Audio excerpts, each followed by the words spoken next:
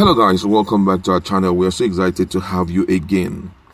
One of the mysteries that is yet to be unraveled by Nigerians is a federal government position on Fulani Herdsmen and the issue of banditry in the country. Now, there are a lot of groups that have been proscribed by the federal government as an organization involved in terror. For example, IPOB is one of that's indigenous people of Biafra. We also have the Boko Boys. We know about that, and there are some other groups like that which we already know that they are in the bad books of the federal government. But shockingly, Fulani Herdsmen, which are frequent faces when it comes to banditry, when it comes to kidnapping, when it comes to a lot of menace in Nigeria, the Fulani Herdsmen are the regular faces, and up till today they have not been proscribed. The big question is, why is it happening this way? What is behind this whole proscription thing? Is it because it has to do, is it that it has to do with the geopolitical zone and all of that? That's what Lai Mohammed, who is the Minister of Information, is going to elaborate on. I'm going to read exactly his words, what he had to say when he was granted interview, what he had to tell Nigerians about the issue of proscription of banditry. According to the news, the Minister of Information and Culture, Lai Mohammed, had said bandits cannot be proscribed in Nigeria because they don't go by any name. Mohammed, who made this known in an interview monitored by us on Wednesday, said proscribing the bandit is not what really matters but how they are treated. You proscribe known groups with names. You can't just proscribe an unknown group legally. Secondly, it's not whether they are proscribed or not. It is the way they are treated. Does the government actually treat them with kids' gloves? The answer is no. Mohammed also pointed out that there is a difference between the bandits and the indigenous people of Biafra, a group that has been proscribed by the federal government.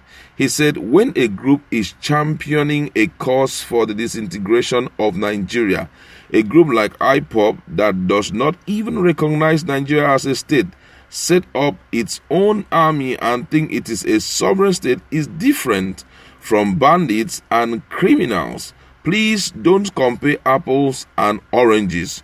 When asked if the bandit aren't also threatening the sovereignty of Nigeria by taking up arms against the citizen, the minister said the case are completely different. He said security challenges are one thing, challenging the sovereignty of Nigeria is completely different thing. Don't let us dwell on semantics. Speaking further, he said, does armed robber threaten the security of lives and property? They do. Is there any way in the world that armed robbery have been proscribed or armed robbers have been proscribed? That's the big question he had to ask Nigerians, and most people have given response and all of that. But guess what? Let's be real to ourselves. That is quite a very tactical way of freeing these guys, the bandits. But then he talked about the issue of it. Let's look at it objectively. Yes, objectively. And he talked about the issue of no names are being attached to these Fulani Herdsmen. No faces are also being attached to them. But let's try to be truthful to ourselves. If you're talking about banditry, especially in the northern part of Nigeria down, the regular faces that are known for this, kidnapping and the likes, is actually the Fulani Herdsmen. Let's be real to ourselves. If there's anybody that is threatening the sovereignty of different states, different region in Nigeria, is actually these guys. When they go into a place, they may not make statement pointing to the fact that their intentions are to take over or to threaten the sovereignty of any state, but their acts point to the fact that that is exactly what they are doing. For example, look at what just happened in Oyo State. You know, look at what also happened in Ogun State. Let's take into consideration what has been happening in southern Kaduna. How can you go into an area and those people have done little or nothing to you? It's not a case of they say, it's a reprisal attack now. Remember what they did to them so time. Sometimes it doesn't even have to do with that. But these guys will go in, and before you know, they take over a particular area, refusing people to stay there. Sometimes, for example, some few years ago, we saw what happened in Benue. What did those people do to them? But their intention is to see how they can make Benue their own Fulani caliphate. Do you understand? You see, for example, in Oyo State or in Ogun State, there's this guy also, Wakili. What is he doing there? How can you take over the entirety of people's land and have it for keeps for yourself?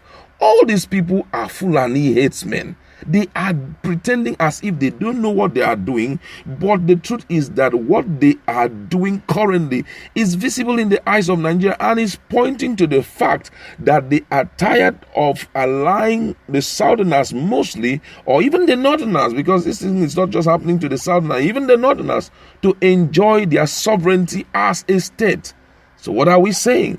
IPOB, their own case is we want to be free. We want to stand on our own. We do not want to have anything to do with Nigeria. And they have stated the reasons why they are doing this. One of the major reasons is because of the rate of marginalization that they have suffered thus far, that they have not been fully included in the running of things in Nigeria. They make mention of the fact that from inception of May 29, 1999, when democracy started in Nigeria till today, they've not sat as vice president of Nigeria. Neither have they also occupied the office of the presidency in Aso Rock.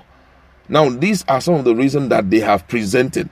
But one of the things very common about them is that they don't kidnap, they don't destroy, they don't do anything terrible to Nigerians. They are not involved in robbery incident. They are not banditry. Countless things, a lot of things that you can count, and you know that these guys are not who they say they are.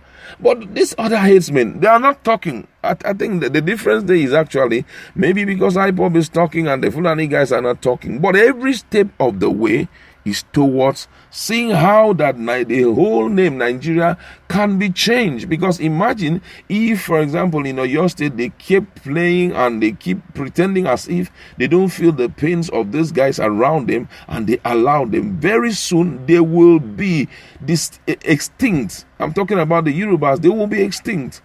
So these guys, they don't speak, but the faces behind this thing called banditry is actually them.